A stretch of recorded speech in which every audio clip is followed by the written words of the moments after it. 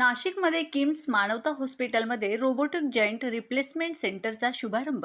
नाशिकमध्ये वैद्यकीय क्षेत्रात एक मोठी भर पडली आहे. किम्स मानवता हॉस्पिटल येथे रोबोटिक जॉईंट रिप्लेसमेंट सेंटरचे उद्घाटन आज संपन्न झाले. या सोहळ्याचे उद्घाटन माननीय श्री प्रतापराव जाधव, आयुष आणि कुटुंब कल्याण राज्यमंत्री यांच्या हस्ते करण्यात आले. उद्घाटनाप्रसंगी खासदार माननीय हेमंत गोडसे, हॉस्पिटलचे चेअरमन डॉक्टर राज नगरकर, सौ प्रार्थना नगरकर, डॉक्टर वीरेन नगरकर तसेच ऑर्थोपेडिक विभागातील तज्ज्ञ डॉक्टर मयूर पेखळे, डॉक्टर प्रणित सोनवणे आणि डॉक्टर स्पंदन कोशिरे यांची उपस्थिती होती. या संकल्पनेमागील उद्दिष्ट गुडघा आणि सांधे प्रत्यारोपण शस्त्रक्रियेत अचूकता, जलद बरे होणे आणि उच्च तंत्रज्ञानाचा वापर.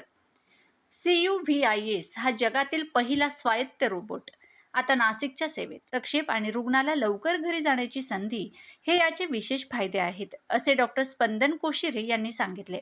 तर आम्ही ऑर्थोपेडिक डिपार्टमेंट हेड करतो इथे किम्स मानवता हॉस्पिटलला.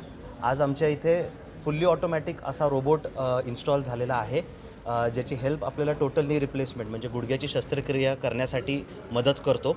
आणि त्याची अचूकता आणि नेमता खूपच हाय असल्या कारणाने त्याचे जे रिझल्ट्स असतात ते शॉर्ट ड्युरेशनमध्ये पण खूप लवकर येतात. पेशंटची रिकव्हरी फास्ट होते आणि लाँग ड्युरेशन ते इम्प्लांट्स चालू शकतात. ही सुविधा पहिले फक्त मेट्रोपॉलिटन सिटीजमध्ये अवेलेबल असायची, ती आता आपण आपल्या इथे अवेलेबल करून दिलेली आहे.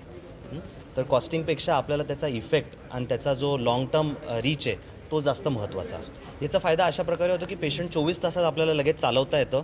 किती कॉम्प्लेक्स सर्जरी असले तर रोबोटिक एडच्या द्वारे त्याचं जे ॲक्युरेसीचा आहे पार्ट तो एकदम इझिली अचीव्ह केला जातो. आणि लाँग टर्म म्हणजे बेसिकली जे आपण सांधा टाकणार ते 10 वर्ष 12 वर्ष न टिकता त्याच्यापेक्षा अधिक वर्ष चालू शकतो. कारण ही सर्जरी एकदाच करण्यासारखी असते पायामध्ये, रिपीट आपण कधी करू